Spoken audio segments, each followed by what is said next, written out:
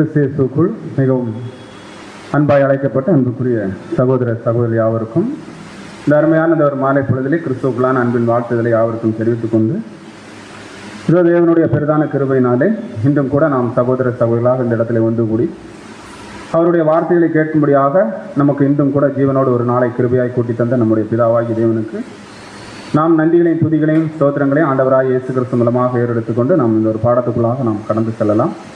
சகோதரர் அறிவித்த வண்ணமாக பாடத்தினுடைய தலைப்பு தாவீதின் இருதயம் தேவனுக்கு ஏன் பிரியமாயிருந்ததுங்கிற தலைப்பின் கீழாக நாம் சற்று நேரம் சத்திய பாடத்தை தியானிக்கலாம். ஸோ அதற்கு ஆதாரமாக நாம் வசனத்தை கூட வாசிச்சிடலாம். அப்போஸ்தலர் நடபடிகள் 13:22. அப்போஸ்தலர் 13:22 ஈசாயின் குமாரனாகிய தாவீதை என் இதயத்துக்கு ஏற்றவனாக கண்டேன், எனக்கு சித்தமானவைகளையெல்லாம் அவன் செய்வான் என்று அவனை குறித்து சாட்சியும் கொடுத்தார். அப்படின்னா இந்த பாடத்தில் அன்புக்குரிய சகோதர சகோதரர்களே, தலைப்பானாலும் சரி ஆதார வசனம்னாலும் சரி நம்ம எப்படி புரிந்து கொள்ளலாம்னா, தேவனுக்கு ஒருத்தரை பிடிக்க வேண்டும்னா, இப்போ தேவன் ஒருவர் மேலே அதிகமாக அன்பு வைக்கணும்னா, ஒருவரை அதிகமாக நேசிக்கணும்னா அங்கே என்ன தேவைன்னு பார்க்குறோம்னா, தேவன் எதையெல்லாம் விரும்புகிறாரோ, எதையெல்லாம் அவர் மற்றவங்க செய்யணும்னு நினைக்கிறாரோ அதை செய்ய நினைக்கிறவங்க, அதை செய்ய முயற்சி பண்ணுறவங்க, அதற்கான பிரயாசம் வாஞ்ச வைராக்கியம் எப்படி வேணாலும் எடுத்துக்கலாம். இப்படிப்பட்டவங்களை யாருக்கு ரொம்ப பிடிக்கும்னு பார்த்தீங்கன்னா, நம்முடைய பிதாவாகி தேவனுக்கு ரொம்ப பிடிக்கும். இதுதான் இந்த பாடத்தினுடைய தலைப்புக்கும் இந்த ஆதார வசனத்துக்கு நம்ம புரிஞ்சு கொள்ளக்கூடியதான முக்கியமான விஷயம். அப்போ இதையெல்லாம் ஒருவர் செய்யும்போது தான் அவர் யாரா உடனே மாற முடியும். ஒரு விஷயத்தை தெளிவாக புரிஞ்சுக்கலாம்.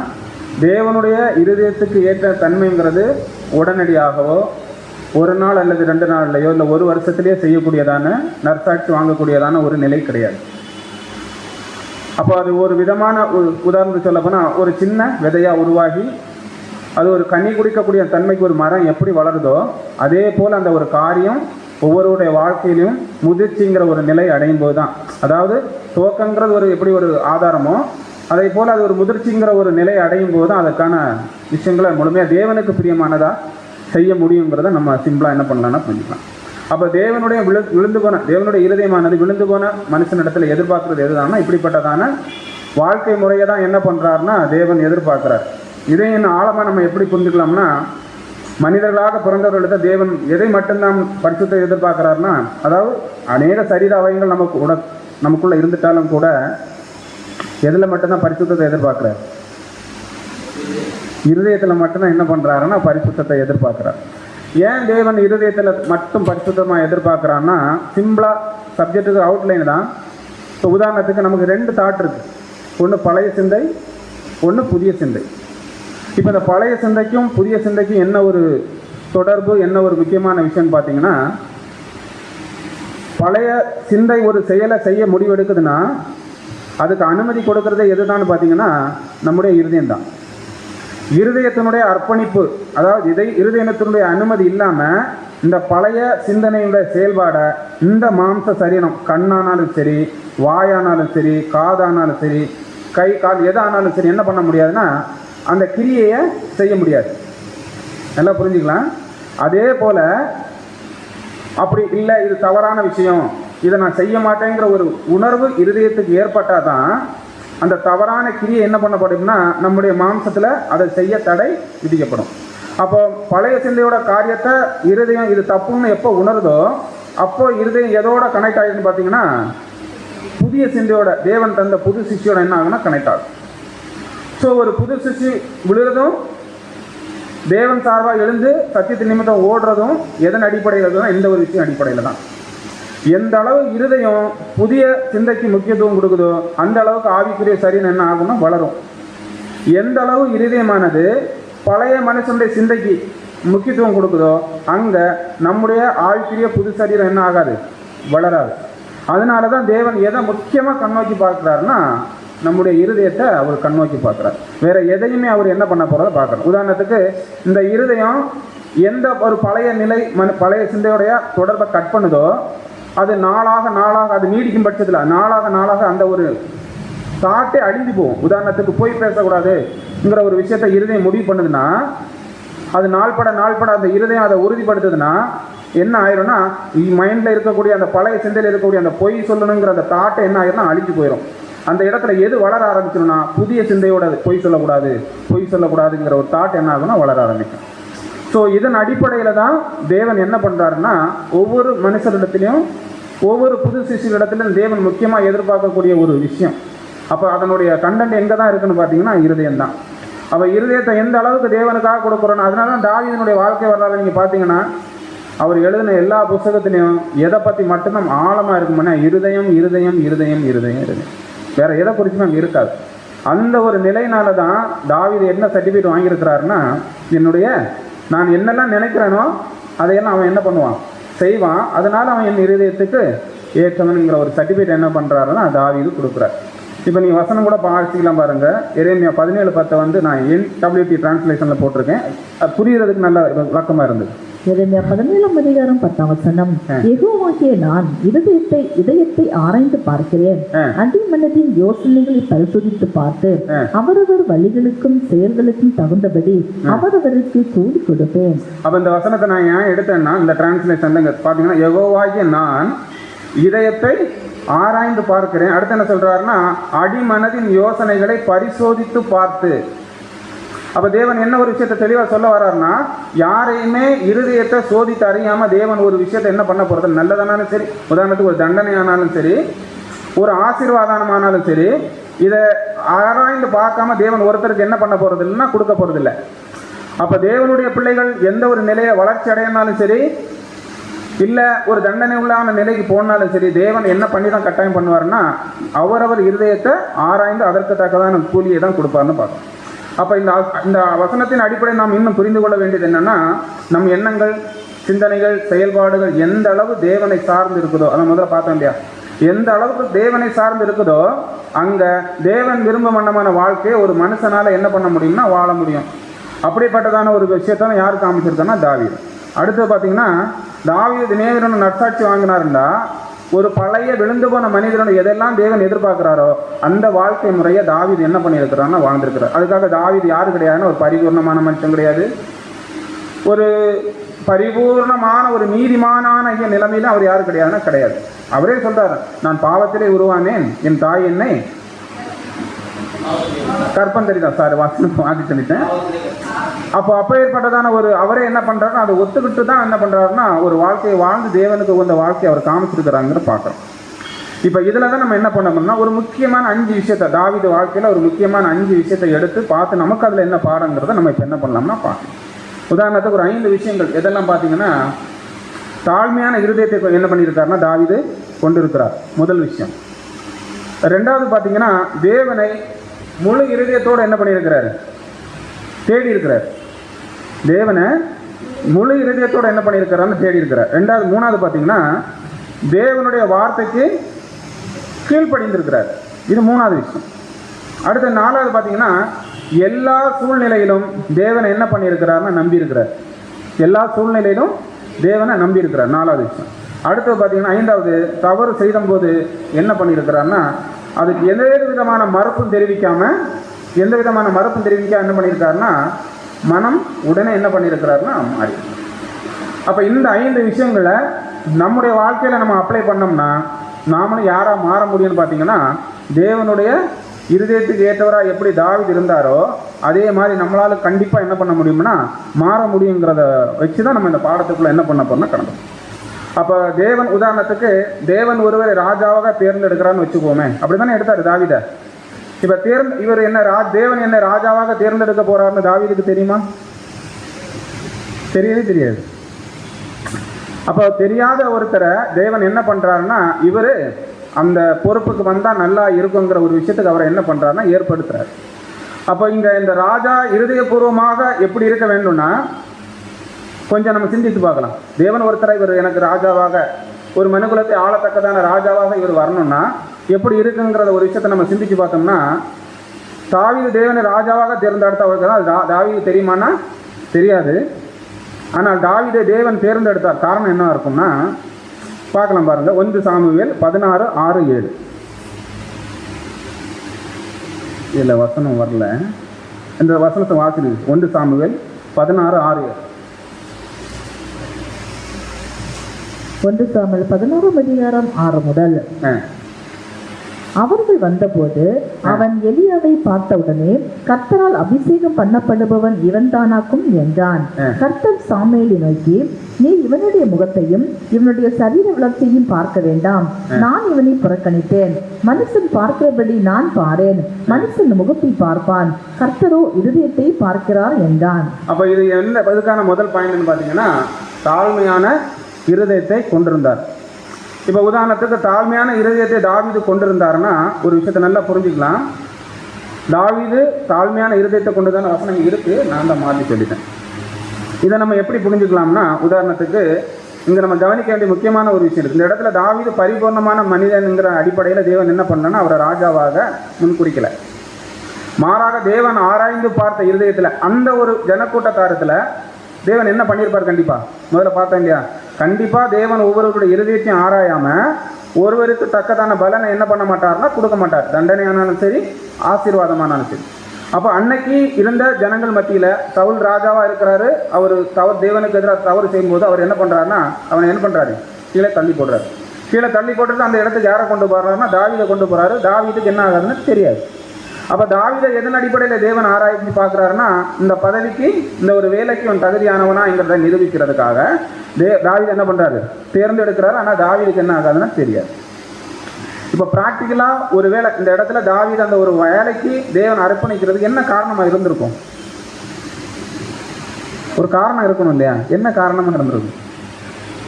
நல்லா யோசிச்சு சொல்லுங்க. இது கேட்ட விஷயங்கள் தான். தாவீது என்ன பண்ணிட்டு இருந்தாரு?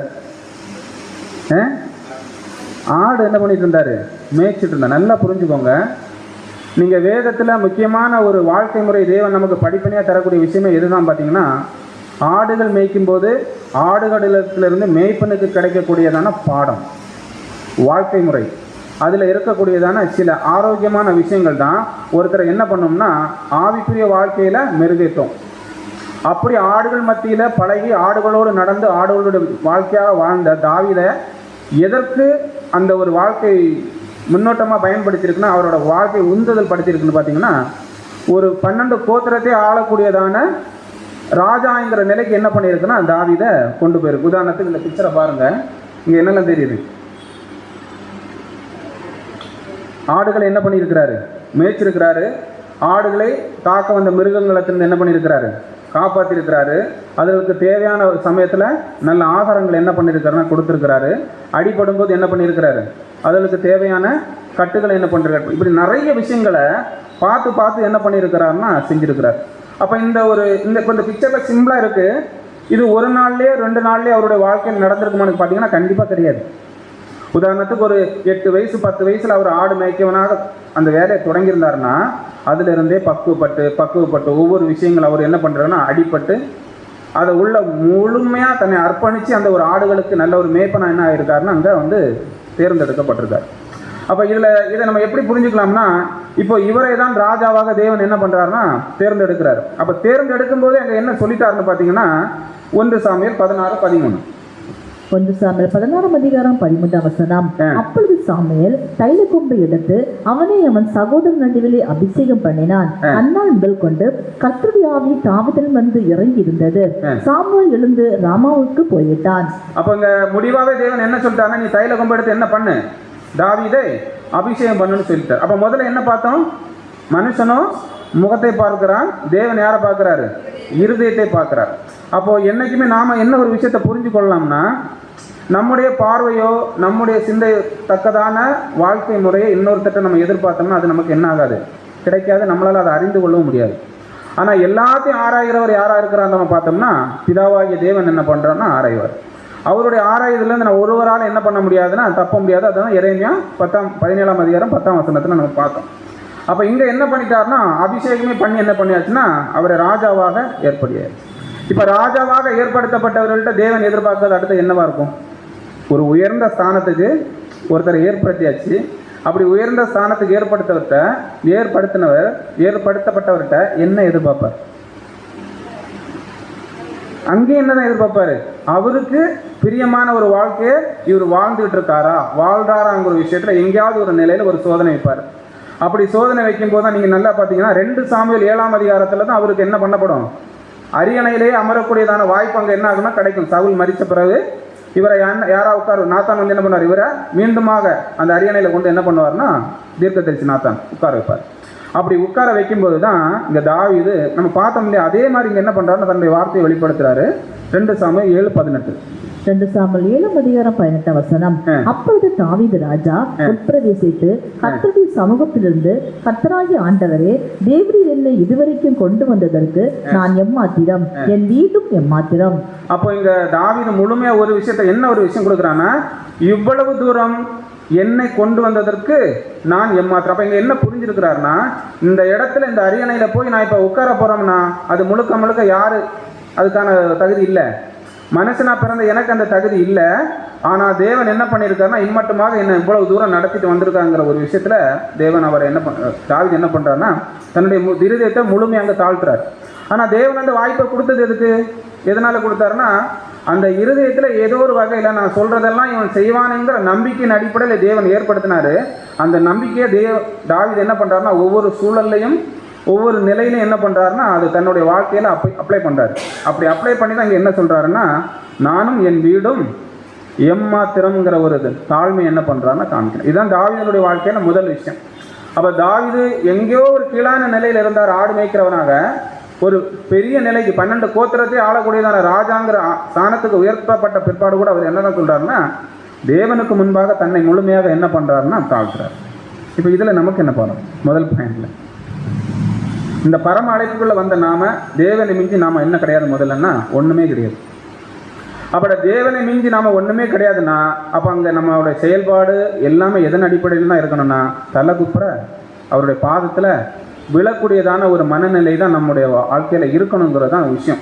உதாரணத்துக்கு ஒருவேளை தேவன் நமக்கு தந்ததை எடுத்துக்கொண்டாலும் கூட, அது எதுனாலும் சரி, சத்திய வளர்ச்சியான சத்தியத்தை கண்டிப்பா தேவன் என்ன பண்ண மாட்டார், நம்மகிட்ட எடுக்க மாட்டார். சத்திய வளர்ச்சியா இருக்கட்டும், ஏதாவது ஒரு சூழல்ல நமக்கு எதிராக ஒரு விஷயங்கள் நடந்தா, என்ன ஒரு விஷயம் நமக்கு தேவன் ஆசீர்வாதமா தற்காலத்தில் வாழக்கூடிய சூழலை தந்திருந்தாங்க கூட, அதை நம்ம கிட்ட இருந்து தேவன் எடுத்துட்டா கூட, ஒரு உண்மையான புது சிஷ்டி எப்படி தான் இருக்கணும்னா, தேவனுக்கு முன்பாக தன்னை முழுமையா தாழ்த்தக்கூடிய விஷயமா இருக்கணும். இதுக்கு ஏற்றா போல ஒரு வசனம் சொல்லுங்க பார்ப்போம். யோபுல இருக்கு.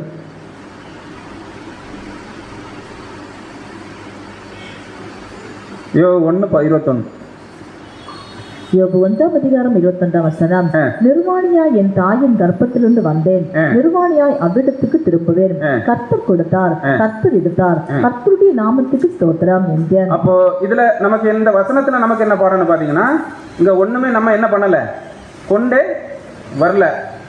நிர்வாணியாக வந்தோம், நிர்வாணியாக என்ன பண்ண போறோம்னா போக போறோம். கர்த்தர் கொடுத்தா, கர்த்தர் எடுத்தார். ஸோ இந்த ஆக்சுவலி இந்த ஒரு மனநிலை, அதாவது யோபுக்கு இருந்ததான இந்த ஒரு மனநிலை உண்மையிலே யாருக்கு இருக்குன்னு பார்த்தீங்கன்னா, இந்த உலகத்தில் யாருமே இன்னைக்கு எதிர்பார்க்க முடியாது. ஆனால் யார்கிட்ட எதிர்பார்ப்பார் தேவன்னா, புது சிஷ்டியாகிய நம்மள்கிட்ட கண்டிப்பாக என்ன பண்ணுவார்னா எதிர்பார்ப்பார். அப்போ இதுதான் நம்மளை முழுமையாக சரண்டர் பண்ணக்கூடியதான ஒரு சூழல். அவருடைய இருதயத்துக்கு ஏற்றவனாக நாம மாறணும்னா நம்முடைய முதல் வாழ்க்கை முறை, நிலை, சிந்தனை, செயல்பாடு எல்லாமே இதனை அடிப்படையில் தான் இருக்குன்னு பார்த்தீங்கன்னா, அவர் தந்தாரு, அவர் எடுத்தார், அவ்வளோதான். இந்த ஒரு மனநிலை நம்ம அடைச்சிட்டோம்னா முதல் ஸ்டெப் என்ன பாயிண்ட், 5 பாயிண்ட்ல முதல் பாயிண்ட் என்ன பண்ணலாம்னா நம்ம கடந்துடலாம். ஸோ அடுத்த பாயிண்ட், 2வது பாயிண்ட் என்னென்னு பார்த்தீங்கன்னா, தேவனை முழு இருதயத்தோட தேடுற விஷயம். இப்போ தேவனை முழு இருதயத்தோட அவர் தேடி இருக்கிறாருன்னா எதன் அடிப்படையில் தேடி இருக்காருன்னு பார்த்தீங்கன்னா, எந்தெந்த சூழல்லாம் பார்த்தீங்கன்னா, தனிமையான இடங்களில் தேடி இருக்கிறாரு. வனாந்தரத்தில் அவர் அலைஞ்சிட்டு இருந்தார்ல 7 வருஷம் சவுல் துரத்தி, அந்த காலங்களில் ஆராதனை ஸ்தலத்தில் எங்கெங்கெல்லாம் தேவனை தொழுது ஆராதிக்கும்படியான ஒரு வாய்ப்பு கிடைச்சதோ அங்கே. அடுத்து பார்த்தீங்கன்னா இரவு வேளைகளில், அடுத்தது அதிகாலையில், இரவு வேளைகளில் மீண்டும் கொடுத்துருக்கு. அடுத்து பார்த்தீங்கன்னா ஆபத்து காலங்களில், அடுத்து பார்த்தீங்கன்னா தன் வாழ்நாள் முழுவதும் என்ன பண்ணியிருக்கிறாருன்னா அந்தந்த சூழலில் அந்தந்த ஒரு தருணத்தை அவர் என்ன பண்ணுறாருன்னா ஆவலோடு எதிர்பார்த்துட்டு இருக்காரு. ஆனால் இந்த சூழலை எல்லாமே நீங்கள் பார்த்தீங்கன்னா, ஒரு விழுந்து போன மனுஷனாக இருந்தால் எப்படி தான் இருந்திருக்க வாய்ப்பு இருக்குன்னா, பயத்தோடும் நடுக்கத்தோடும், எப்படா உயிர் போகும், எப்படா நம்ம பாதுகாக்கப்படும், அந்த ஒரு பயந்த நிலையிலே தான் ஒரு மனுஷன் என்ன பண்ணியிருப்பான்னு வாழ்ந்துருப்பான். ஆனால் தாவீது பயந்த நிலையில வாழ்ந்திருப்பாருன்னு கேட்டால் அந்த உணர்வு கண்டிப்பா இருந்திருக்கும். ஆனால் தேவனை சார்ந்த வாழ்க்கை அந்த ஒரு ஆழமான ஒரு உயிர் பயத்துக்குள்ளாக கண்டிப்பா தாவீது என்ன பண்ணியிருக்க மாட்டாருன்னா வாழ்ந்திருக்க மாட்டார்.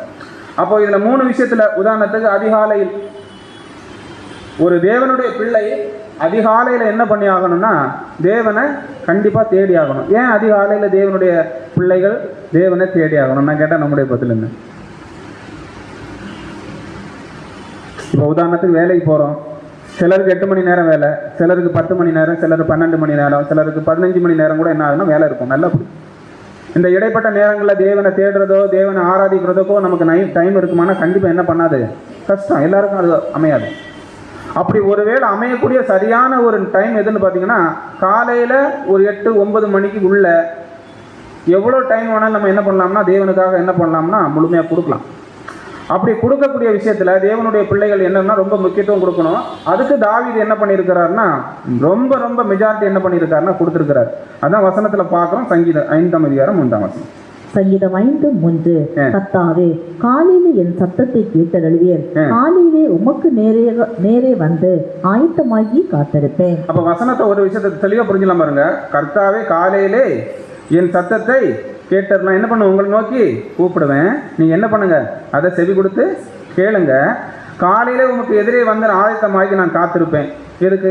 இன்னைக்கு நான் என்ன செய்யணுங்கிறத நீங்க எனக்கு என்ன பண்ணுங்க சொல்லுங்க. ஸோ இதுதான் அந்த ஆவிக்குரிய வாழ்க்கையினுடைய ஒரு என்ன சொல்றது, ஒரு வளர்ச்சிக்கான ஒரு நிலை.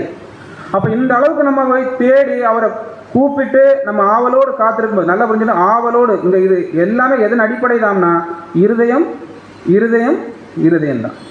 அதன் அடிப்படையில் நம்ம போய் கூப்பிடும்போது அன்னைக்கு நம்முடைய வாழ்க்கைக்கு தேவையான விஷயங்களை நம்ம செய்ய வேண்டியது செய்யக்கூடாதது எல்லாத்தையுமே தேவன் நமக்கு என்ன பண்ணுவார்னு பார்த்தீங்கன்னா அன்னைக்கு நமக்கு கண்டிப்பாக வெளிப்படுத்துவார். அப்படி வெளிப்படுத்தும் போது 8 மணி நேரமாக இருக்கட்டும் 10 மணி நேரம் அந்த ஒரு உலகத்துக்குள்ளான ஒரு சூழலில் நம்ம அனுமதிக்கப்படும் போது நமக்கு எதிரான சில விஷயங்கள் வரும்போது, ஒரு வேலை நிமித்தமாக இல்லை உலக மனுஷனோடு சில விஷயம் பேசும்போது, ஏதாவது நம்முடைய ஆவிக்குரிய வாழ்க்கைக்கு இக்கட்டான ஒரு சூழல் வரும்போது நம்மளை நாமே பாதுகாத்துக்கணும். எப்படின்னா தேவனை காலில் இப்படி ஒரு அருமையான வசனத்தை என்ன பண்ணியிருக்காரு, தந்திருக்காரு.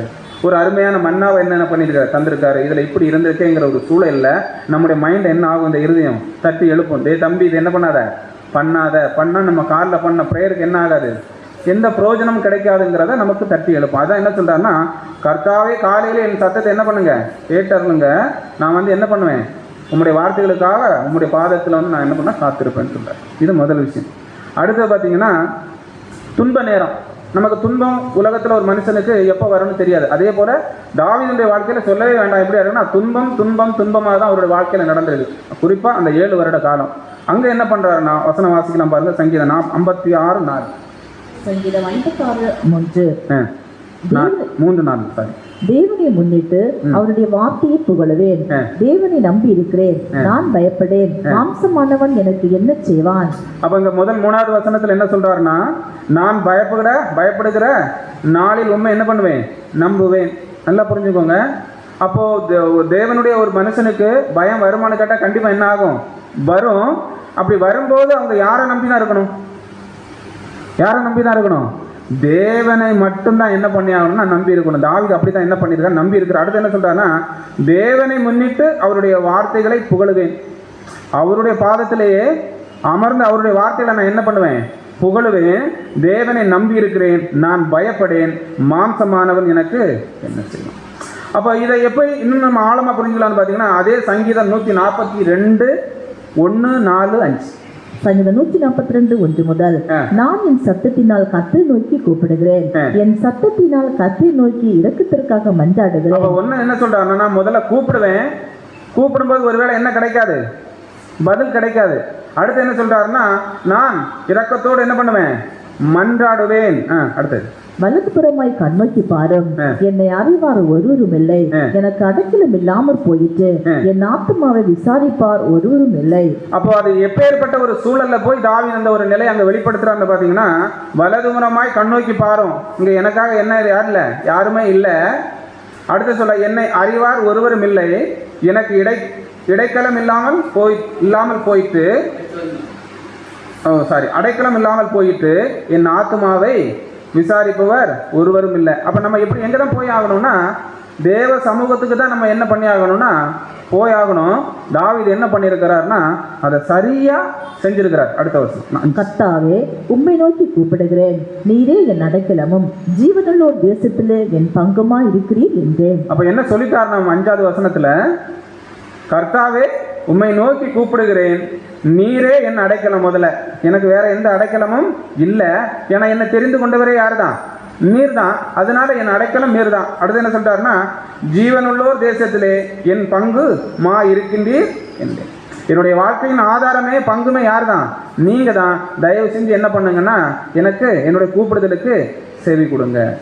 அப்போ தேவனுடைய பிள்ளைகளுடைய துன்ப காலத்துல யாரை நோக்கி கூப்பிடுங்கிற விஷயத்துல தாவீதுடைய வாழ்க்கையில தெளிவா தெரியுதுன்னு பாத்தீங்கன்னா, தேவனை மட்டும்தான் என்ன பண்ணி ஆகணும்னா நம்ம கூப்பிட்டாகணும். அப்படி கூப்பிடும்போது அந்த ஒரு துன்ப நிலையிலிருந்து தப்பிக்கிறதுக்கு நமக்கு என்ன ஆகுனா ஒரு வாய்ப்பு கிடைக்கும். அடுத்து இதுல நமக்கு என்ன பாடம் பார்த்தீங்கன்னா, நம்முடைய முழு கவனம் தேவனையும் அவருடைய குமாரனையும் சார்ந்து தான் இருக்கணும். உண்மையா இல்லையா? வசனம் தெளிவா இருக்கு. ஒன்றான மெய்தேவனாகி உம்மையும் நீர் அனுப்பினவராய் இயேசு கிறிஸ்துவையும் அறிவதே நிச்சயம்.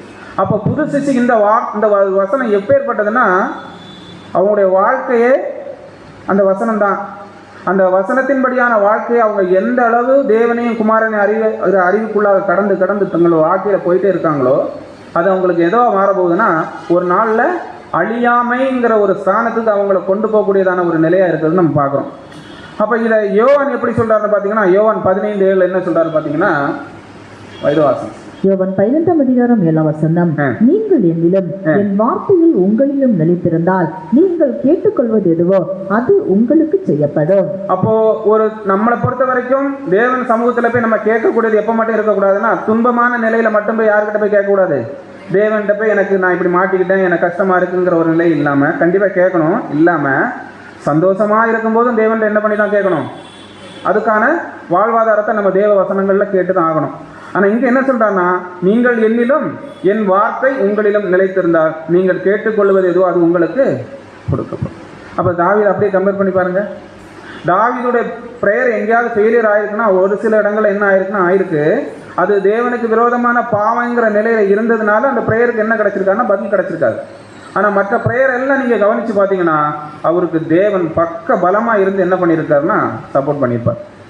அப்போ அதே போல தான் நமக்கு என்ன ஒரு பக்க பலமா இன்னைக்கு இருக்கிறதுன்னு பார்த்தீங்கன்னா, கிறிஸ்து பிளஸ் அவருடைய வார்த்தைகள்.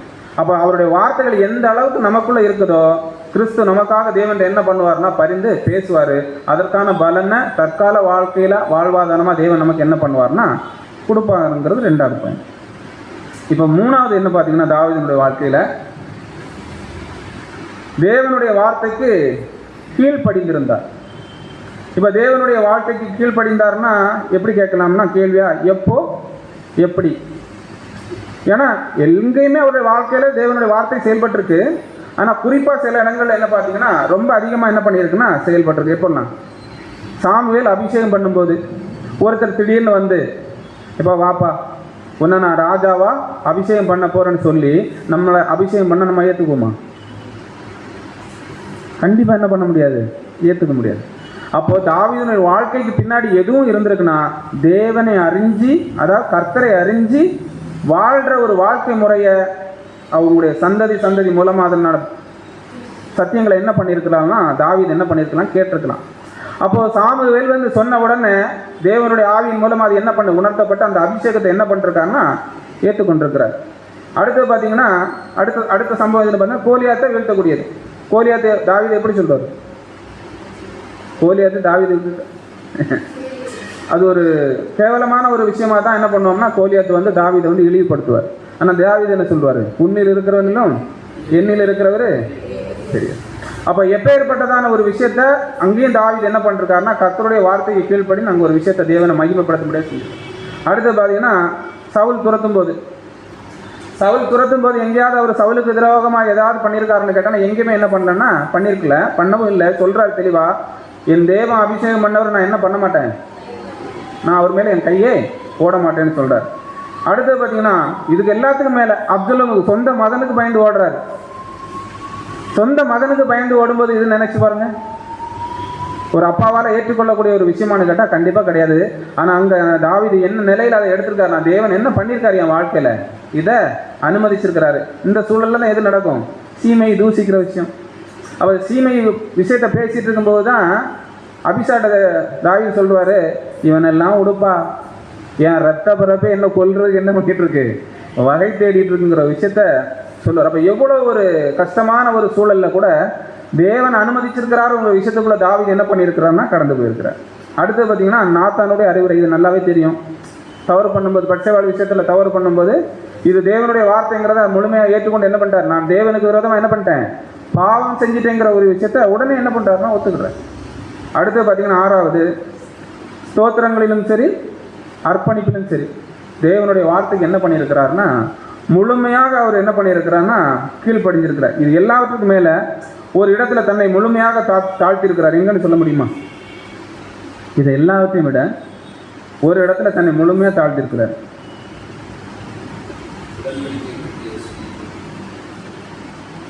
அது ஒன்று. நான் இப்போ அதில் ஒரு பாயிண்ட் நானே சொல்லிட்டேன். 1 சாமுவேல் 16:5 இப்போ பார்த்த விஷயம்.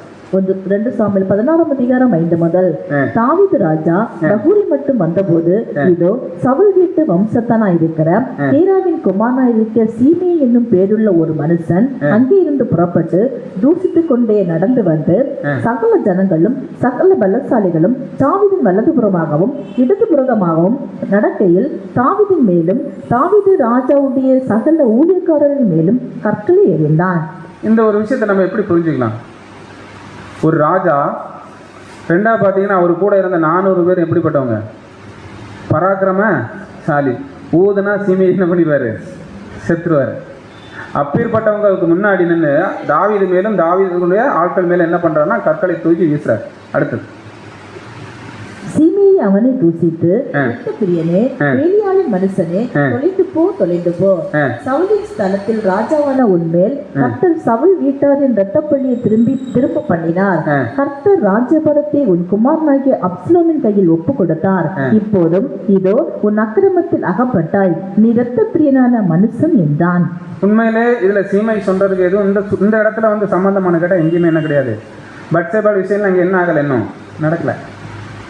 அப்போ இப்பேற்பட்ட ஒரு வாழ்க்கையில் வாழ்ந்துட்டு இருக்கும்போது எங்கே என்ன பண்ணுறாருன்னா இப்பேற்பட்ட ஒரு விஷயத்தை சீமை என்ன பண்ணுறாருன்னா அதெல்லாம் சீமை என்ன பண்ணுறாருன்னா தூசிக்கிறார். இப்போ ஒரு ராஜாவை ஒரு சாதாரண ஒரு மனுஷன் தூசிக்கும் போது எப்படி எடுத்துக்குவாங்க? உடனே அவங்க மனசில் என்ன தான் தோணும், இனிமேல் இவன் என்ன பண்ணக்கூடாது, உயிரோடவே இருக்கக்கூடாதுங்கிற ஒரு நிலை. சாதா உலகத்தில் ஒரு உயர்நிலையில் இருக்கக்கூடிய ஒரு உயர்பட்ட ஒரு மனுஷனிடத்துக்கு ஒரு வேலைக்காரன் என்ன பண்ண மாட்டான்னா தாழ்ந்து போக மாட்டான். நான் சொல்கிறதை செய்யலான்னு நீ என்ன பண்ணுறது, தயவு செஞ்சு வெளியே தவிர ஒரு கட் அண்ட் ரைட்டாக தான் அங்கே என்ன பண்ணுன்னா ஒரு எஜமானுடைய செயல்பாடு இருக்கும். ஆனால் இங்கே தாவீது என்ன பண்ணுறாருன்னா அதே 2 சாமுவேல் 16:9. 2 சாமுவேல் 16:9. அப்பொழுது செரியாவின் குமாரன் அபிசாய் ராஜாவை நோக்கி, அந்த செத்த நாய் ஆண்டவனை தூசிப்பானேன், நான் போய் அவன் தலையை வாங்கி போடட்டுமா என்றான். ஆக்சுவலி என்ன சொல்லிட்டார் அபிசாய், அவன் அந்த செத்த நாய் என்ன பண்ணிட்டு இருக்கு, உங்களுக்கு எதிரா தூசிச்சுட்டு இருக்கு, நான் போய் என்ன பண்ண போறேன்னு சொல்றாரு. நான் போய் அவன் தலையை வாங்கி போடட்டுமா என்றார். இப்போ தாவீது என்ன சொன்னார்னா, அன்புக்குரிய சகோதரர்களே வசனம் வாசிக்கலாம் பாருங்க. 2 சாமுவேல் 16:10. 2 சாமுவேல் 16:10. அதுக்கு ராஜா, செரியாவின் குமாரரே, எனக்கும் உங்களுக்கும் என்ன? அப்ப இங்க முதல்ல என்ன கேட்கிறாருன்னா, அவர் யாரை முதல்ல தூசிக்கிறாரு, யாரை தூசிக்கிறாரு? தாவீத. இப்ப அபிசாய் என்ன சொல்றாரு, அவன் போய் அவன் தலையை வெட்டி கொண்டு வரட்டுமான்னு என்ன பண்றாருன்னா கேட்கிறாரு. கேட்ட உடனே தாவீதுடைய பதில் எப்படி இருந்து பாருங்க. உண்மையிலே ரொம்ப முக்கியமான விஷயம். என்ன சொல்லிட்டாருன்னா, செருவாவின் குமாரரே, எனக்கும் உங்களுக்கும் என்ன அப்படின்னு. இங்கே யாரு தலை போடாதீங்கன்னு சொல்றாரு. எனக்கும் யாருக்கும் பிரச்சனை, எனக்கும் சீமைக்கும் பிரச்சனை. இதில் நீங்கள் என்ன பண்ணாதீங்க, தலை போடாதீங்க. அதனால நான் கேட்குறேன், உங்களுக்கும் எனக்கும் என்னன்னு கேட்டு அடுத்து சொல்றாரு பாருங்க.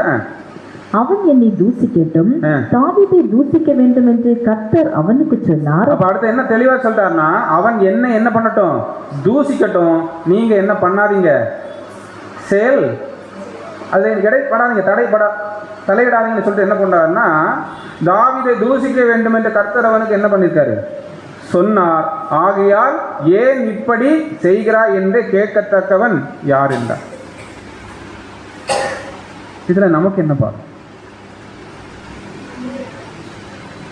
அன்புக்குரிய சகோதர சகோதரிகளே, இதுல நமக்கு என்ன பாடம்னு பார்த்தீங்கன்னா, மனஸ்தாபங்கிறது யாருக்கு வேணாலும் எப்போ வேணாலும் எந்த வகையில என்ன பண்ணலாம், ஒருத்தர் மேல ஏற்படலாம். ஆனா அந்த மனஸ்தாபமோ அந்த ஒரு தவறான புரிதலா இருக்கு, எது வேணாலும் இருக்கலாம், அது அவங்களோடு என்ன ஆயிரணும், அவங்களோடு என்ன ஆயிரணும், அது முடிஞ்சிடணும். அது இன்னொரு இடத்துல இன்னொருத்தருக்கிட்ட அந்த விஷயத்தை என்ன கூடாது, பரப்பக்கூடாது. நம்ம சொல்றது புரியுதா? ஏன்னா இங்கே அபிஷேக் தெளிவாக கேட்குறாரு, அவன் திரும்ப திரும்ப உங்களை என்ன பண்ணிட்டு இருக்கான், தூசிச்சுட்டு இருக்கான், நான் போய் அவன் என்ன பண்ணிட்டான், ஒரே போடா போட்டு கொல்லட்டான்னு கேட்கும்போது சொல்றாரு, உனக்கு எனக்கு இப்போ என்ன பிரச்சனை, உனக்கு இதில் பங்கு இல்லை. அவன் யாரை தூசிக்கிறான், என்ன தூசிக்கிறான், அது கர்த்தர் என்ன பண்ணியிருக்காருன்னு அனுமதிச்சிருக்கிறார். அப்போ இதுதான் யாருடைய வாழ்க்கையில முக்கியமான ஒரு பாடங்கிற ஒரு நிலை. பார்த்தீங்கன்னா இது இருதயபூர்வமாக அவரவரை தேவன் உற்று பார்க்குற ஒரு பாடங்கிறதுனால இந்த விஷயத்த அவங்கவுங்களுக்கு எதிரானவங்கள்ட்ட டீல் பண்ணிட்டாங்கன்னா மற்றவங்களுக்கு என்ன வராது, எந்த பிரச்சனை, உண்மை இல்லையா? இதுதான் உண்மை. ஆவிக்குரிய ரீதியிலான வாழ்க்கையில ஒரு தவறோ ஒரு சரியான விஷயம் நடக்கும் பட்சத்துல ஒருவர் இன்னொருத்தருக்கு ஆதரவா என்ன பண்ணக்கூடாதுங்கிறதுல இதில் பாடம் இருக்குன்னு பார்த்தீங்கன்னா, வக்காலத்து மற்றவங்களுக்காக போய் சிபாரிசு என்ன பண்ணக்கூடாது. ஏன் சிபாரிசு பண்ணக்கூடாது? இப்போ உதாரணத்துக்கு ஏன் சிபாரிசு பண்ணக்கூடாதுன்னா, தாவீது நினைச்சா யாரை மன்னிக்கலாம், சீமையை மன்னிக்கலாம், மன்னிச்சாரா இல்லையா? இப்போ ஒருவேளை டக்குன்னு அவசரப்பட்டு போய் இவர் போய் அவர் அடிச்சிட்டார், அபிசாய் போய் யார் அடிச்சிட்டா, ஊசாய அடிச்சிட்டாரு. இப்போ யாருக்கும் பிரச்சனை ஆயிடும், யாருக்கு அந்த பிரச்சனையில எல்லாம் வெளியே வந்துருவா, தாவீது வெளியே வந்துருவார். உண்மையிலே அன்புக்குரிய சகோதர சகோதரர்களே, ஒரு புது சிருஷ்டி அனுதினம் நம்முடைய வாழ்க்கையில உணர வேண்டிய முக்கியமான பாடம். ஆவிக்குரிய வாழ்க்கை ரீதியில மனஸ்தாபத்துக்கு இடையில போய் இன்னொருத்தர் ஒருவருக்கு என்ன பண்ணக்கூடாது, உதவி பண்ணக்கூடாது. வசனம் தெளிவா இருக்கு. உன் சகோதரன் மேல் உனக்கு குறை உண்டானால் நீ அவனிடத்துல போய் ஒப்புரவு ஆயிட்டு வந்து என்ன பண்ண, உன் பலிபீடத்துல உன் பலி என்ன பண்ண, செலுத்து. 10 பேரை கூப்பிட்டு போய் நீ ஒப்புரவாய் பலிபீடத்துல வந்து பலி செலுத்து. நாங்கள் என்ன கிடையாதுன்னா வசனம் கிடையாது. அப்போ நம்முடைய ஆவிக்குரிய வாழ்க்கையில நம்ம முக்கியமான விஷயம் இது. என்ன முக்கியமான விஷயம்னா, மற்றவங்க விஷயத்துல என்ன பண்ணக்கூடாது, தலை போடவே கூடாது. போட்டோம்னா பிரச்சனை மாறி நம்ம தலையில வந்து என்ன பண்ணா வீடு கட்டி உட்கார்ந்துருக்கும். இது உண்மை. ஸோ இந்த இடத்துல ஒரு அருமையான ஒரு பாடத்தை தேவன் என்ன பண்ணியிருக்கிறாருன்னா நமக்கு வச்சிருக்கிறாருங்கிற 3வது விஷயம். அதுக்கு வசனம் கூட வாசிக்கலாம் பாருங்க. ரோமர் 13:19. பிரியமானவர்களே, பழி வாங்குதல் எனக்குரியது, நானே பதில் செய்வேன் என்று கர்த்தர் சொல்லுகிறான் என்று எழுதியிருக்கிறபடியால் நீங்கள் பழி வாங்காமல் கோபாக்கினைக்கு இடம் கொடுங்கள். உண்மையா இல்லையா? யார் செத்து போனா? இவர் செத்தாரா இல்லையா? யாரு? சீமை செத்தாரா இல்லையா? எப்ப செத்தாரு? தாவீதுனுடைய காலத்துக்கு பிற்பாடு. அவருக்கு கோபாக்கினை என்ன பண்ணிட்டாரு, வாங்கிட்டாரு. இந்த தேசத்தை விட்டு என்ன பண்ணக்கூடாது, வெளியே போகக்கூடாது. போனா என்ன பண்ணிடுவேன், செத்துருவேன். போனாரு அங்க. அப்ப யாருக்கு மேல வரல அந்த கொலைப்பலி? தாவீது மேலே வரல, சாலமோன் மேல என்ன பண்ணலன்னா வரல. அப்போ இதை நம்ம எந்த அளவுக்கு எடுத்துக்கிடணும்னா, அன்புக்குரிய சகோதர சகோதரிகளே, முடிஞ்சா மன்னிங்க, இல்லையா அதை அப்படியே என்ன பண்ணிடுங்க, விட்டுருங்க. அதை மற்றவர்களிடத்துல என்ன பண்ணணும்னா பரப்புனோம்னா பரப்புறவங்களுக்கு பிரச்சனைங்கிறத இந்த இடத்துல என்ன பண்ணிக்கலாம்னா புரிஞ்சுக்கலாம். இப்போ அடுத்த 4வது, எல்லா சூழ்நிலைகளிலும் தேவன் என்ன பண்ணியிருக்கிறார், நம்பியிருக்கிறார். எல்லா சூழ்நிலைகளும் என்னன்னா, உதாரணத்துக்கு பார்த்த விஷயங்கள 1-2 வரும் பாருங்க. சவுலின் துரத்தலின் போது என்ன பண்ணார், காடுகள் வழியா ஒரே ஓட்டம் தான். அடுத்தது, எக்காலத்திலும் தன் உயிருக்கு ஆபத்து வந்தபோது, சாவர வரைக்கும் அவருடைய உயிருக்கு ஆபத்து வந்துதா இல்லையா? வந்துகிட்டே தான் இருந்தது. அடுத்து பார்த்தீங்கன்னா, கோலியாத்தை எதிர்கொண்ட போது தேவன் என்ன பண்ணாரு, நம்பினார். சொன்னோம் இல்லையா, உன்னில் இருக்கிறவரேனும் என்னில் இருக்கிறவர் பெரியவருங்கிற ஒரு விஷயத்த சொல்றார். அடுத்து பார்த்தீங்கன்னா, எக்காலத்திலும் சந்தோஷமான சூழ்நிலைகளிலும் எதிர்காலம் குறித்து கவலைப்பட்ட போதும் என்ன பண்ணியிருக்காருன்னா, யாரை நம்பியிருக்கிறாருன்னா, தேவனை நம்பியிருக்கிறார். அடுத்தது பார்த்தீங்கன்னா, தன் பாவங்களை ஒப்புக்கொண்டு தேவனுடைய இரக்கத்தை என்ன பண்ணியிருக்காருன்னா நம்பியிருக்கிறார். நான் பாவத்தை ஒப்புக்கொள்ளும் போது கண்டிப்பாக அவர் என்ன பண்ணுவார், என்னை ஏற்றுக்கொண்டு எனக்கு மன்னிப்பை அருள்வாங்கிற விஷயத்தில் நான் தேவன் என்ன பண்ணியிருக்கிறார்னா, தாவீது என்ன பண்ணியிருக்கிறார், நம்பியிருக்கிறார். அப்போ இதில் நமக்கு என்ன ஒரு முக்கியமான விஷயம்னு பார்த்தீங்கன்னா, அவர் தேவனை முழுமையாக நம்பியிருக்கிறார். அந்த நம்புதல்ங்கிற விஷயத்தில் என்ன கிடையாதுன்னா, ஏற்ற தாழ்வுங்கிற ஒரு விஷயம் கிடையாது. இருதயபூர்வமாக தேவனுக்கான இடத்த தாவீது எங்கேயுமே எப்போதுமே என்ன பண்ணது கிடையாதுன்னா மாற்றினதே கிடையாது. அந்த இருதயம் அவருக்குன்னா அவருக்குங்கிற விஷயத்தில் முக்கியத்துவம் கொடுத்துருக்காரு. அப்போ இதை ஒரு வசனம் வாசிக்கலாம் பாருங்க. 2 சாமுவேல் 22:1-2. 2 சாமுவேல் 22:1 முதல். கர்த்தர் தாவீதை அவனுடைய எல்லா சத்துருக்களின் கைக்கும் சவுலின் கைக்கும் நீங்களாக்கி விடுவித்த போது அவன் கர்த்தருக்கு முன்பாக பாடின பாட்டு, கர்த்தர் என் கன்மலையும் என் கோட்டையும் என் இரட்சகரும் ஆனவர். அப்போ இங்க கர்த்தரை நம்பினாருங்கிறத நம்ம எப்படி புரிஞ்சுக்கலாம்னா, என்னை சுற்றி யாருடைய அரண் இருக்கு? என்னை ராஜாவை ஏற்படுத்தினது யாரு தான்? தாவீது தான். அப்ப என் ராஜாவை என்னை ஏற்படுத்தினாருக்குன்னா என்னுடைய உயிருக்கு பாதுகாப்பை யார் பலப்படுத்தியிருப்பா? கர்த்தர் என்ன பண்ணியிருப்பாரு? பலப்படுத்தியிருப்பாருங்கிற விஷயத்த மைண்ட்ல வச்சுதான் என்ன பண்றாருன்னா, இந்த வசனத்தை என்ன பண்றாருன்னா பேசுறாரு, கர்த்தர் என் கன்மலையும் என் கோட்டையும் என் இரட்சகருமானவர். இது எப்போ வரைக்கும் இந்த வசனம் அவருக்கு பொருந்தும்? எப்போ வரைக்கும் இந்த வசனம் பொருந்தும்னா, தேவனுக்காக அந்த இருதயம் முழுமையா இருக்கிற வரைக்கும் இந்த வசனம் அவருடைய வாழ்க்கையில் என்ன ஆகிட்டே இருக்கும்னா, அனுதினமும் அப்படியே ஆகிட்டே இருக்கும். சத்துரு யாருமே யாரை கைப்பட முடியாது, தாவீதை கைப்படவே முடியாது. அடுத்த வசனம் பாருங்க, 2 சாமுவேல் 22:3. 2 சாமுவேல் 22:3. தேவன் நான் நம்பியிருக்கிற துருகமும் என் கேடகமும் என் இரட்சணிய கோமும் என் உயர்ந்த அடைக்கலமும் என் புகலிடமும் என் இரட்சகருமானவர். என்னை வல்லடிக்கு நீங்களாக்கி ரட்சிக்கிறவர் அவரே. பாத்தீங்களா, இந்த வசனத்துல எல்லாமே வந்துடும். என்ன, நான் நம்பி இருக்கிற துருக்கம் யாரு தான்? அவர் தான். என் கேடயம் அவர் தான். என் இரட்சணியம் என்னும் கொம்பு, என் உயர்ந்த அடைக்கலம், என் புகலிடம், என் இரட்சகருமானவர் எல்லாமே யார் தான்? இது எதுவரை தான் அதுக்கு பொருந்தோம்னா, அந்த இருதயம் தேவனுக்கு எவ்வளவு தூரம் உண்மையான ஒரு நிலையில இருந்து அவர் நம்பிட்டே தேவனை நம்பியே வந்துட்டு இருக்கிறாரோ அது வரைக்கும் இது எல்லாமே அவரை என்ன பண்ண, ஒரு கேடயம் மாதிரி இக்கட்டான நிலைகள்லேருந்து அவர் என்ன பண்ணுவோம்னா பாதுகாத்துட்டே வரும். நல்லா புரிஞ்சுக்கலாம். அடுத்த 4 வசனம். ஸ்துதிக்கு பாத்திராகிய கர்த்தரை நோக்கி கூப்பிடுவேன், அதனால் என் சத்துருக்களுக்கு நீங்களாக்கி ரட்சிக்கப்படுவேன். என்ன சொல்லிட்டாரு? எனக்கு ஒரு இக்கட்டான ஒரு சூழல் வரும்போது நான் யாரை நோக்கி கூப்பிட்டுருவேன்? கர்த்தரை நோக்கி கூப்பிட்டுருவேன். அவர் உடனே என்ன பண்ணுவாரு? ரட்சிப்பார். அப்ப கூப்பிடுதல் இல்லைன்னா யார் ஒருத்தர் எப்ப கூப்பிடுவா? யாரு ஒருத்தர் என்ன நான் கூப்பிட்டா அவர் எனக்காக ஓடி வருவாருங்கிற விசுவாசம் இருந்தாதான் முதல்ல நம்மளே என்ன பண்ணுவோம்னா கூப்பிடுவோம். உண்மையா இல்லையா? அப்படி கூப்பிட்டா அவர் வருவாருங்கிற விசுவாசம் 2வது இருந்தோம்னா அவரை தவிர வேற யாரையும் நம்ம அண்டி என்ன பண்ண மாட்டோம்னா போக மாட்டோம். அப்ப இங்க தாவீது என்ன சொல்றாருன்னா, எனக்கு ஒரு பிரச்சனை, ஒரு இக்கட்டான ஒரு சூழல், என் உயிருக்கு ஆபத்தான ஒரு நிலை, ஏதாவது ஒரு கஷ்டம் வரும்போது நான் யாரை கண்டிப்பா கூப்பிடுறோம்னா கர்த்தரை கூப்பிடுவேன். உடனே அவர் என்ன பண்ணுவார்? என்ன அதான் தலைப்பு பார்த்தோம். எப்படி பார்த்தோம்னா, எல்லா சூழ்நிலையிலும் தேவன் என்ன பண்ணியிருக்காருன்னா நம்பி இருக்காரு. இப்போ இதில் நமக்கு என்ன பார்க்கணும்? உதாரணத்துக்கு நம்ம பிறந்ததுலேருந்து, எங்கே பிறந்ததுலேருந்து என்னைக்கு பேப்டிசம் எடுத்தோமோ, என்னைக்கு தண்ணியில் முழுகணுமோ அன்னைக்கு என்ன செத்து மீண்டும் ஜீவனை பெற்றுக்கொண்டு என்ன பிழைக்கிறோம். அங்கே பிறந்ததுலேருந்து நம்ம இந்த மாம்ச சரீரத்தை விட்டு புதுசிச்சு பிரிகிற வரைக்கும் நம்ம யாரை மட்டும்தான் நம்பணும்? யாரை மட்டும்தான் நம்பி ஆகணும்? அன்புக்குரிய இந்த நம்பிக்கைங்கிற வார்த்தை இருக்கு இல்லையா, இந்த நம்பிக்கைங்கிற ஒரு வார்த்தை விசுவாசத்துக்கு அடுத்தது ஒரு புது சிருஷ்டிக்கு முக்கியமான வார்த்தை. நல்லா புரிஞ்சுக்கோங்க. விசுவாசம், நம்பிக்கை, அன்பு 3ம் நிலைத்திருக்கிறது. இவைகளில் அன்பே பெரியதுன்னா, இந்த விசுவாச நம்பிக்கைங்கிறது ஒரு நங்கூர மாதிரி.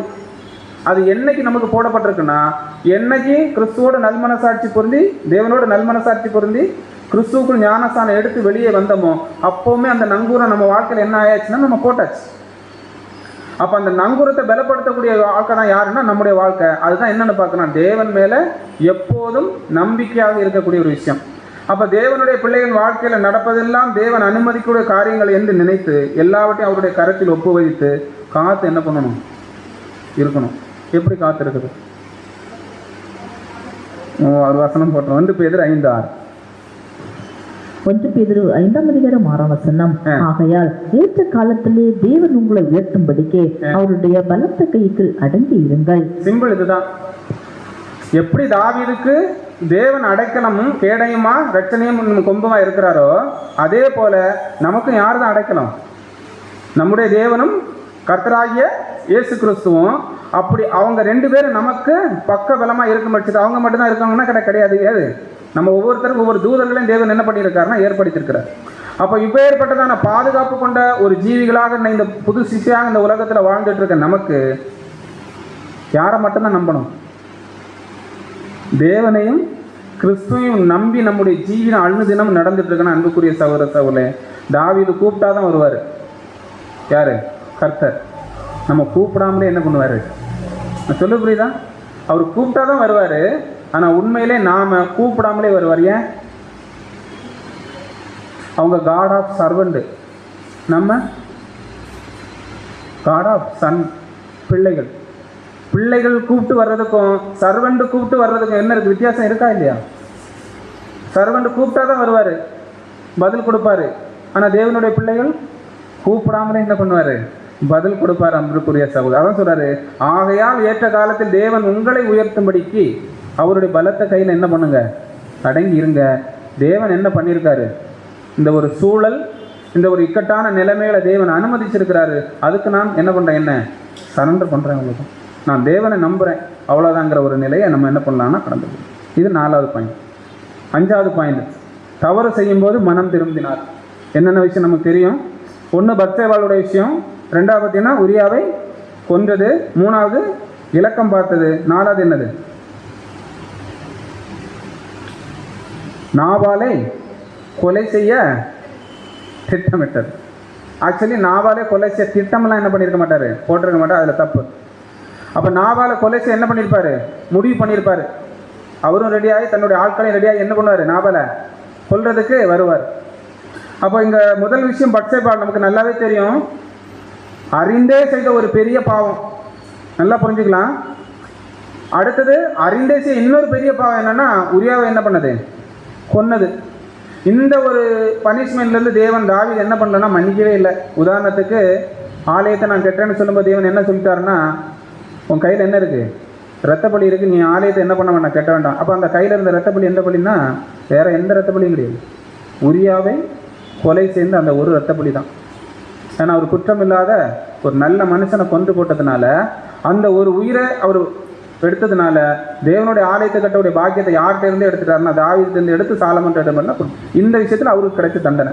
ஆனால் மன்னிச்சாரான்னு கேட்டால் தேவன் என்ன பண்ணிட்டாருன்னா தேவன் தாவீதை மன்னிச்சிட்டார். எப்படின்னா ஒத்துக்கிட்டார். எப்படி சொல்றாரு?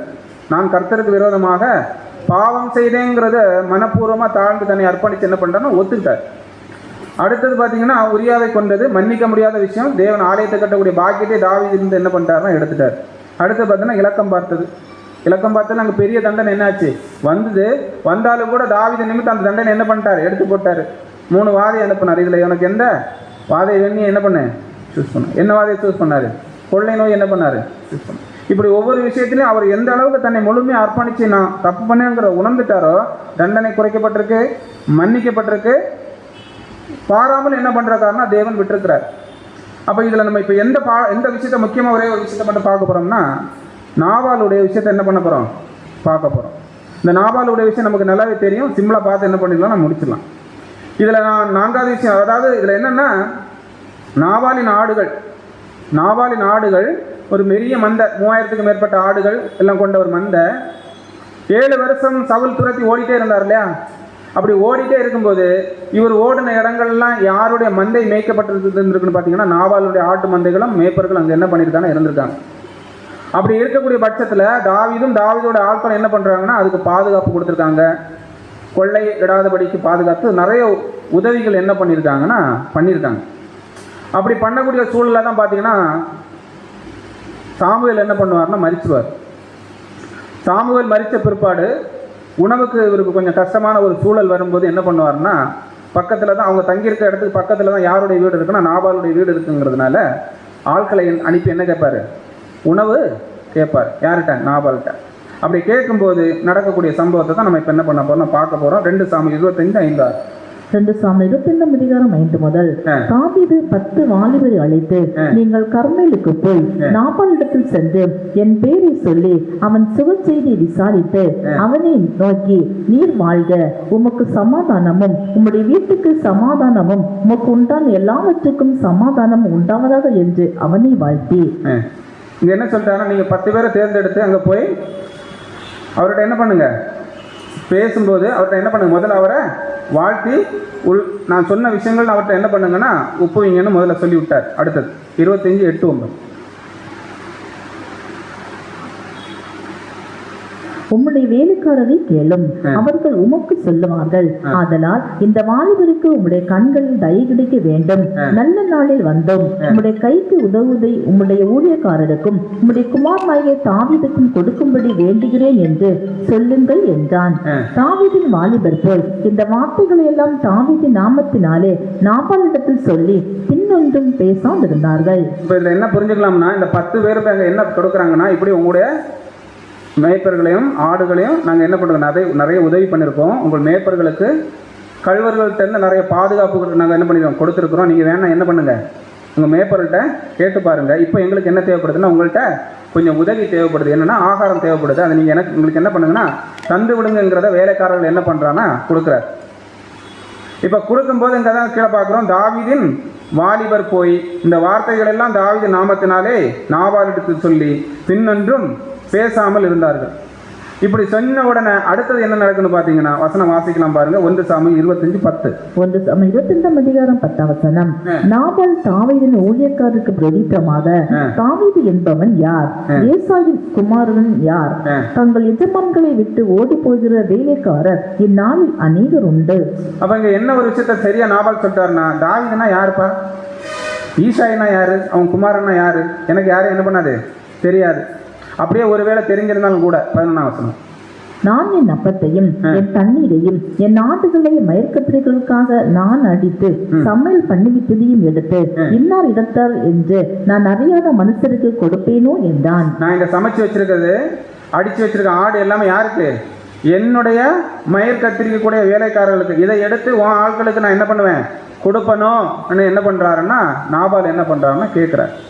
ஆனால் தாவீது ஆட்களை அனுப்பிவிட்டது நோக்கம் என்னன்னா, ஏதோ அதிகாரத்தோட போய் கேட்கவோ இல்லை நான் சொன்ன உடனே நீ கீழ்ப்படிஞ்சு எனக்கு பயந்து தந்துடணுங்கிற நோக்கத்தில் என்ன பண்ண கொடுக்கல. இப்படியெல்லாம் நாங்கள் என்ன பண்ணிருக்கோம், சூழல்களில் உங்களோட நல்லா உங்கள் வேலைக்காரரோட நல்லா பழகிருக்கிறோம், அவங்களும் எங்களுக்கு கூட நல்லா பழகிருக்காங்க, நாங்கள் நிறைய உதவி அவங்களுக்கு பண்ணியிருக்கிறோம். நீங்கள் என்ன பண்ணுங்கள், இந்த ஒரு பொழுது மட்டும் எங்களுக்கு ஆகாரங்க தாங்குங்கிற ஒரு சின்ன ஒரு இதை தான் அங்கே என்ன பண்ணாங்கன்னா கொண்டு வச்சாங்க. ஆனால் அதுக்கு இவர் சொல்லக்கூடிய பதில் எல்லாம் எப்படி இருக்குன்னு பார்த்தீங்கன்னா, ரொம்ப கேவலமாக மட்டமான ஒரு சூழலில் இவர் என்ன பண்ணுறாருன்னா பதில் கொடுக்குறார். இதுக்கு தாவீது என்ன பதில் கொடுக்குறான்னு பார்க்கலாம் பாருங்க. 1 சாமுவேல் 25:13. 1 சாமுவேல் 25:13.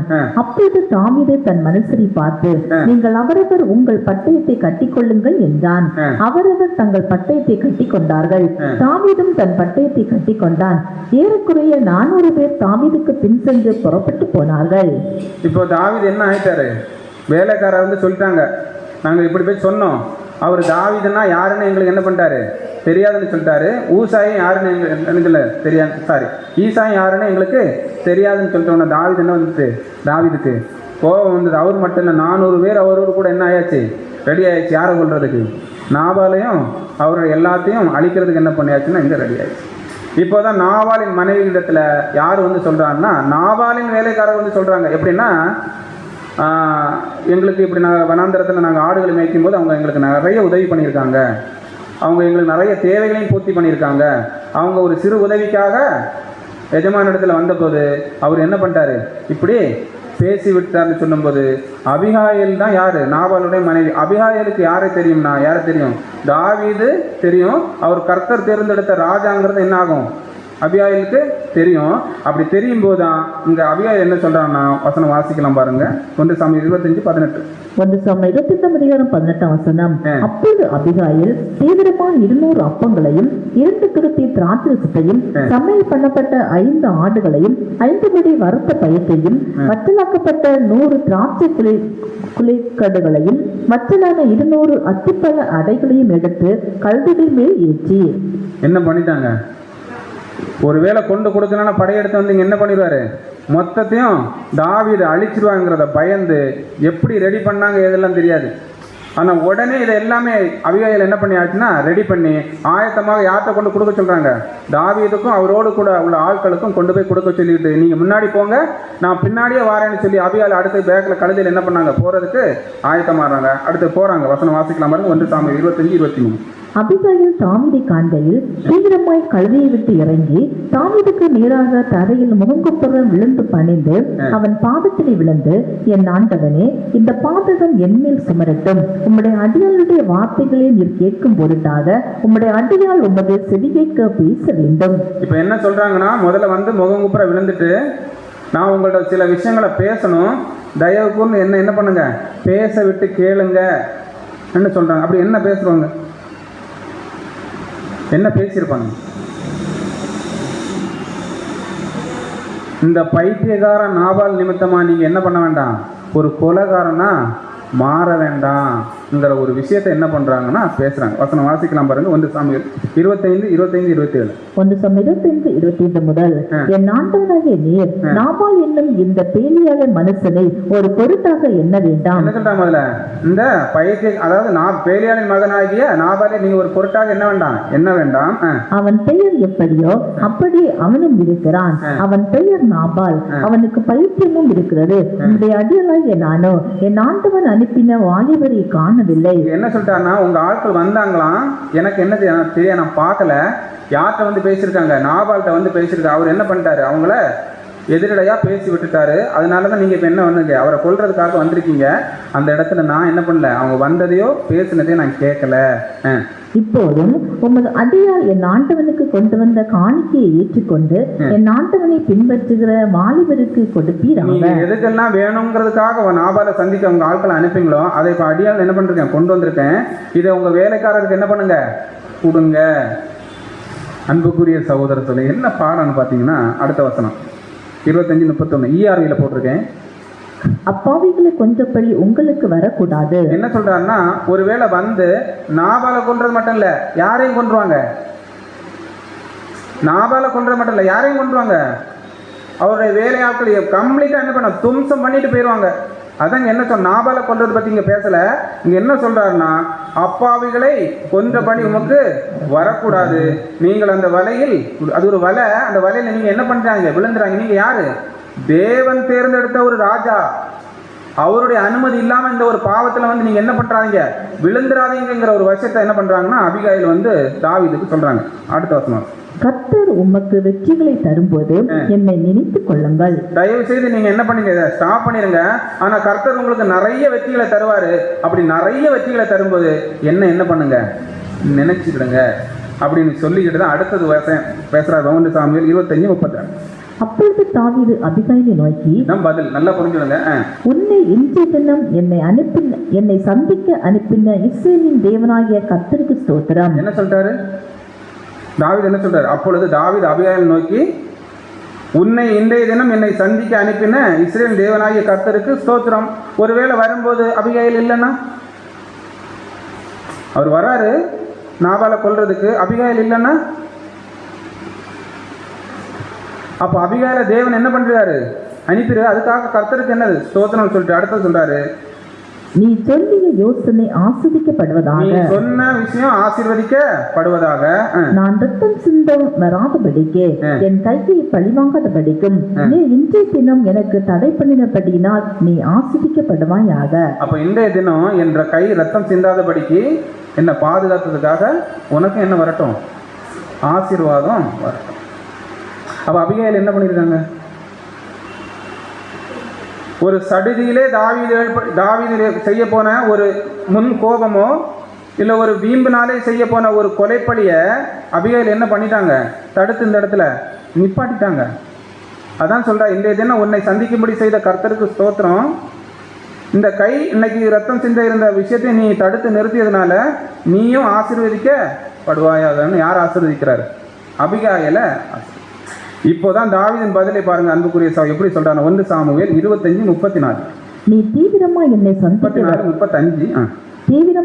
சந்திக்க வராமல் இருந்தாயானால் பொழுது விடிய மட்டும் நாபாலுக்கு ஒரு நாயும் உயிரோடு வைக்கப்படுவதில்லை என்று உனக்கு பொல்லாப்பு செய்ய எனக்கு இடங்கொடாந்திருக்கிற இஸ்ரவேலின் தேவனாகிய கர்த்தரின் ஜீவனை கொண்டு மெய்யாய் சொல்லுகிறேன் என்று சொல்லி. என்ன சொல்றாரு, நீ மட்டும் வரல, என்ன சொல்றாரு, பொழுது மிடிய மட்டும் நாபால் இருக்க மாட்டான். நாபாலுக்கு ஒரு நாய் என்ன ஆகாது, இருக்காது. எல்லாத்தையும் என்ன பண்ணிடுவேன், அதம் பண்ணியிருப்பேன் என்ன சொல்றாரு. அடுத்தது அவள் தனக்கு கொண்டு வந்ததை தாவீது அவள் கையிலே வாங்கி கொண்டு அவளை பார்த்து, நீ சமாதானத்தோட உன் வீட்டுக்கு போ, இதோ நான் உன் சொல்லை கேட்டு உன் முகத்தை பார்த்து இப்படி செய்தேன் என்றான். அன்புக்குரிய சகோதர சகோதரி, ஒரு ராஜா ஒரு அற்பமான ஒரு ஸ்திரீ சொல்ற விஷயத்தை கேட்டதுக்கு கீழ்ப்படிவாரா? தேவனுடைய மனுஷன் என்ன பண்ணுவாரு? அதுக்கு செவி கொடுப்பாருங்கிறது தாவீது இந்த இடத்துல உதாரணம். ஒருவேளை வந்த கோபத்தின் நிமித்தமாக, அந்த வீம்பின் நிமித்தமாக ஒருவேளை அங்க போயிருந்தாருன்னா, அதான் சொல்றாருல, நாபாலும் இருக்க மாட்டான், நாபாலோட ஒரு நாய் அங்க என்ன ஆகாது, உயிரோட இருக்க, மொத்தமா என்ன பண்ணிருப்பேன். அப்போ அன்புக்குரிய சகோதர சகோதரிலே, இதனாலதான் தாவீது யாருடைய இருதயத்துக்கு ஏற்றவர்னு பார்த்தீங்கன்னா, தேவனுடைய இருதயத்துக்கு ஏற்றம். எந்த சூழ்நிலையில, எந்த நிலையில என்ன முடிவு எடுத்தா தேவனுக்கு பிரியமா இருக்குங்கிறத உணர்ந்தவர், அறிந்தவர், அதை செயல்படுத்தினவர் யாருன்னு பார்த்தீங்கன்னா தாவீது. அதான் ஏற்கனவே ஒரு பாடத்தில் சொல்லியிருக்கேன். எப்படின்னா, தாவீதுடைய அரியணை, அந்த ஒரு சிங்காசன வாழ்க்கை யாருக்கு நிழலா இருக்குன்னு பார்த்தீங்கன்னா கர்த்தராகிய இயேசு கிறிஸ்துவுக்கு. ஆனால் தாவீதுனுடைய மாம்ச பிரகாரமான வாழ்க்கை முறை யாருக்கு நிழல்னு பார்த்தீங்கன்னா 144,000 ஆகிய சபைக்கு நிழல். அந்த வாழ்க்கையை மட்டும் உன்னிப்பாக நம்ம கவனமாக கண்ணோக்கி பார்த்து நம்மளுடைய வாழ்க்கையில் செயல்படுத்திட்டோம்னா அன்புக்குரிய ஒரு சோலை கன்ஃபார்ம் நம்ம சபை. அப்பேற்பட்டதான ஒரு வாழ்க்கை என்ன பண்ணியிருக்காருன்னா தாவீது இங்கே வாழ்ந்திருக்கிறார். எப்பேற்பட்ட ஒரு விஷயம். அப்போ ஆலோசனை எப்படி வருது, எந்த ரீதியில் வருதுங்கிறது தான் முக்கியம் இல்லை. அந்த ஆலோசனை எனக்கு நல்லதா, என் தவறு அதனால மாற்றப்படுதா, தப்பிக்கிறேனா, தண்டனையிலிருந்து தப்பிக்கிறேனா, தேவனுடைய கோபாக்கினையிலிருந்து நான் தப்பிக்கிறேனாங்கிறது நமக்கு வரக்கூடிய ஆலோசனைகளை நம்ம என்ன பண்ணணும், சீர்தூக்கி பார்க்கணும். சும்மா எல்லாம் ஒரு ஆலோசனை நம்ம காதுக்கு வர்றதுக்கு வாய்ப்பே கிடையாது. நல்லதா இருந்தால் முதுகு பின்னாடி எடுத்து போட்டு போயிட்டே இருக்கணும். அது ஒருவேளை நம்முடைய ஆவிக்குரிய வாழ்க்கைக்கு அந்த ஆலோசனை நல்ல ஆலோசனைனா தேவன் யார் மூலமாவது என்ன பண்ணுவார், ஒரு ஆலோசனை கொடுப்பார். அது நல்லதாக இருந்தால் கெட்டியாக பிடிச்சி எங்கே வச்சிடணும், இருதயத்தில் கொண்டு வச்சிடணும் அன்புக்குரிய. அதை தான் இங்கே தாவீது என்ன பண்ணியிருக்காருன்னா பண்ணியிருக்காரு. அப்போ இதில் ஆலோசனைங்கிறது எந்த அளவுக்கு முக்கியம் போது நம்ம வசனம் சொல்லுது. நல்ல ஆலோசனை என்பது நம்முடைய வாழ்க்கையில் தவறும் போது தேவன் தண்டிக்க இருக்கும் தண்டனை இருந்து தப்பிக்க உதவும் தேவ வார்த்தையாகும். நல்லா புரிஞ்சுடுங்க. நல்ல ஆலோசனை என்பது நம்முடைய வாழ்க்கையில் தவறும் போது, கண்டிப்பாக தவறுமானா தவறுவோம், அப்படி தவறும் போது தேவன் தண்டிக்க இருக்கும் தண்டனை இருந்து தப்பிக்க உதவும் தேவ வார்த்தை. அது அந்த ஆலோசனை தேவ வார்த்தையாம். அப்போ அதை என்ன பண்ணணுமா, பொக்கிஷம் போல பாதுகாத்து இருதயத்தில் என்ன பண்ணணும், சேமிக்கணும். ஏன், ஒருவேளை அந்த ஆலோசனை இல்லைன்னா ஒருவேளை ஏதாவது ஒரு வகையில் நம்ம ஆவிக்குரிய கொலைகள் கூட என்ன பண்ண வாய்ப்புன்னா செய்ய வாய்ப்பு இருக்குது, மீறுதல் செய்ய வாய்ப்பு இருக்குது, பாவம் செய்கிறதுக்கு என்ன இருக்குன்னா வாய்ப்பு இருக்குது. அதை தான் இங்கே என்ன சொல்கிறோம், நீதிமொழிகள் அருமையாக வசனம் இருக்கும். நீதிமொழிகள் 12ஆம் அதிகாரம் 20ஆம் வசனம் வாசிக்கும். தீங்கை பிணைக்கிறவர்கள் இருதயத்தில் இருக்கிறது கபடம், சமாதானம் பண்ணுகிற ஆலோசனைக்காரருக்கு உள்ளது சந்தோஷம். அப்ப என்ன சொன்னா, தீங்கை பிணைக்கிறவர்களின் இருதயத்தில் இருக்கிறது கபடம். இது இல்லை யாருக்கு தேவை கிடையாது, ஒரு புது சிஸ்டி தேவையே கிடையாது. என்ன பண்ணிடணும்னா எடுத்து ஒரு ஓரத்தில் ஒதுக்கிடணும். ஆனால் அங்கே என்னன்னு பார்த்தீங்கன்னா சமாதானம் பண்ணுகிற ஆலோசனைக்காரருக்கு உள்ளது சந்தோஷம். அதனால தான் நமக்கு வசனம் எப்படி இருக்கும், இருதயத்தில் சுத்தம் உள்ளவர்கள் பாக்கியவான்கள், அவர்கள் தேவனை தரிசிப்பார்கள். அடுத்து எப்படி இருக்குன்னு பார்த்தீங்கன்னா, சமாதானம் பண்ணுகிறவர்கள் பாக்கியவான்கள், அவர்கள் தேவனுடைய புத்திரர் எனப்படுவார்கள். அப்போ இருதயத்தில் சுத்தம் உள்ளவர்கள், சமாதானம் பண்ணுகிறவர்கள் யாருன்னு பார்த்தீங்கன்னா நல்ல ஆலோசனைகளை, தேவ வார்த்தைகளை உட்கொள்றவங்க, அது கிடைக்கும் போது பொக்கிஷமாய் பாதுகாக்கிறவங்க. இறைமையில ஒரு வசனம் பார்ப்போம், நம்ம பேசிக்கல என்ன பார்ப்போம், கர்த்தருடைய வார்த்தை கிடைத்த உடனே அவைகளை நான் என்ன பண்ணேன், உட்கொண்டேன்.